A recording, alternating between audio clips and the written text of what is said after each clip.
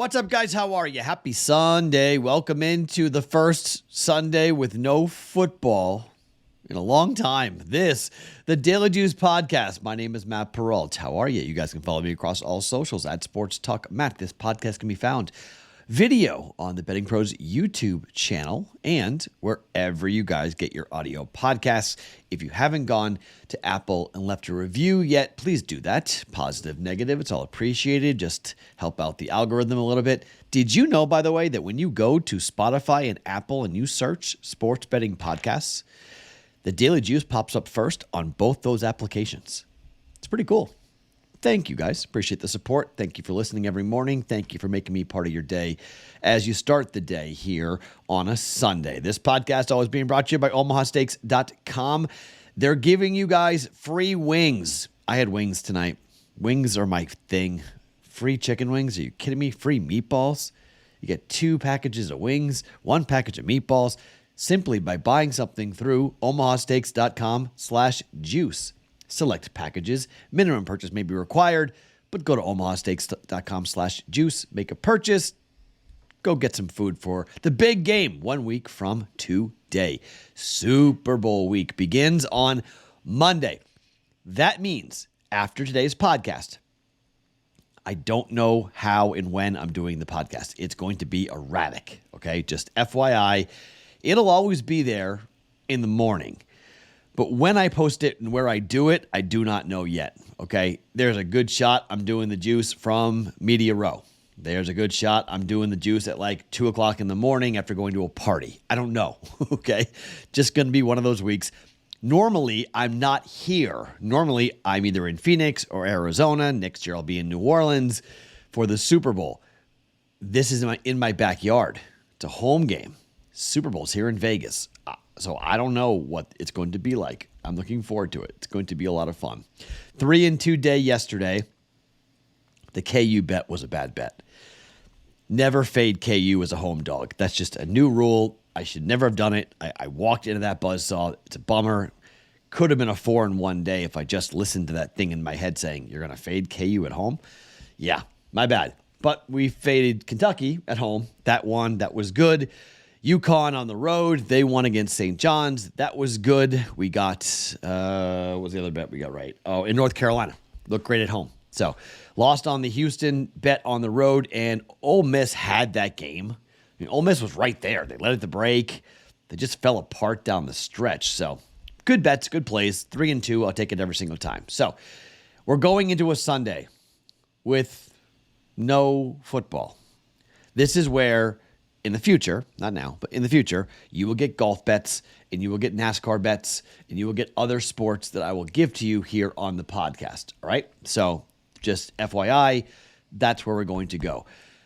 I thought about doing player props today, but I'm not going to. Big NBA slate. I've got one official play and I have one unofficial play you can jump in with if you want, but I have 2 college basketball bets that I want to get into, and the first bet is going to use the trend of losing on the road, turning around and going at home as a home dog.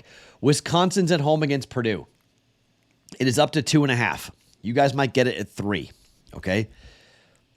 Wisconsin is a really good basketball team, but they got worked by Nebraska, and I think they're going to be pretty darn angry about it. 80-72, lost on the road in overtime. They come back home. Ken Pom has this as a 2-point win. So we have plus 2.5. So we already have a half a point of value there between these two. Wisconsin's offense is 7th most efficient in college basketball. Purdue's defense is 18th in efficiency. 56th for effective field goal percentage for Wisconsin, 47th for Purdue defensively. 80th three-point percentage for Wisconsin to 67th for Purdue. 60th in 2-point percentage offensively to 64th defensively. Why am I only talking about Wisconsin's offense against Purdue's defense? Because I think that's the key to this game. Look, Purdue's offense is the most efficient in college basketball. Purdue's offense is 7th in effective field goal percentage. They're 4th in 3-point percentage, and they're 36th in 2-point percentage, okay? Defensively, Wisconsin is not great at defending the 3. They're 309th. They're 176th in guarding the 2, but they're 32nd in adjusted defensive efficiency. They make you work. They make you go deep into the shot clock. This defense is going to need to play really well against Zach Edey, and they're going to have to play without fouling. Size is always a major problem, but they do have a 7-footer. Wisconsin does. Now, he's not 7'4" like Zach Edey. He's not going to be back-to-back college basketball player of the year, but I think this Steven Kroll kid is big enough to at least have have 5 fouls, and they got a 6'11" kid on the bench who may be able to come in as well and try to, you have height like that against Zach Edey. That's a gigantic advantage. And Wisconsin always has size. It's what they're known for, okay? They're at home. When you have the number 1 team in the country, number 2 in KenPom coming to your building at the Kohl Center in Madison, 1 o'clock Eastern time tip on CBS. This is prime time basketball. This is Big Ten brawl. Home team, home dog, give me Wisconsin. Wisconsin plus 2.5. They are 7-4-1 ATS at home this year. Now Purdue is 7-3-1 on the road ATS, but Purdue is 5-6 in the Big Ten ATS. Wisconsin 6-3-1. Give me Bucky. Wisconsin plus 2.5 for 1.1 units. Staying in the Big Ten, Nebraska at Illinois. So Wisconsin lost at Nebraska, goes home. I like them to beat Purdue. I think money line's a good bet there. Then Nebraska goes on the road, take on Illinois. They are 9.5-point dogs. They are 2-5 ATS away from home this year, Nebraska. Now, they are 6-5 ATS in the Big Ten, but they're 11-4 at home this year. Jekyll and Hyde, totally different teams. Illinois at home this year, 5-6-2. But in the Big Ten, they're 6-3-1 against the spread. Nebraska on the road against Maryland, last time out, 5-point dogs, lost by 22. Nebraska on the road against Rutgers, 3-point dogs, lost by 5. Nebraska on the road against Iowa, catching 4.5, lost by 18. Nebraska on the road at Wisconsin, catching 5.5, lost by 16. Sensing a trend here? 0-4 ATS, 0-4 straight up, last 4 games on the road for Nebraska. Flip side, at home, laying 15 against Indiana. Illinois won by 8, didn't cover. At home against Rutgers, laying 11. They won by 23. They covered. Home against Maryland, they laid 9. They won by 9. It pushed. Against Michigan State, laid 3. They won by 3. They're 2-0-2 over their last 4 home games for Illinois. It's a big number. I'm going to lay it. Yes, this is a 10-point win, according to KenPom. We have 9.5. Let's win by 10. Let's see if KenPom's right. Illinois at home in Champaign, fighting Illini, minus 9.5 for 1.1 units. Now, to the NBA. I don't want to make this official, but someone needs to explain to me why in the holy heck are the Boston Celtics laying 16 points to anyone right now. 5th game of the homestand. They've yet to cover. 4 games, no cover, and they lost against the Lakers as monster favorites. They were 15-point favorites, and they lost outright. Memphis plus 16. Memphis actually is good on the road ATS. It's the first game of a road trip from Memphis coming off of a homestand. Don't really understand it, to be quite honest. If you want extra NBA action, take Memphis on the road plus 16, but I have a blind spot for my team right now for the Celtics, so I'm going to not make that official, but I think Memphis, they'll lose the game by 10 or 12, but 16 points? No, Memphis plus 16. What I am going to make official is Oklahoma City laying 9.5 at home against Toronto. Now, Toronto is 12-1 ATS away from home this year.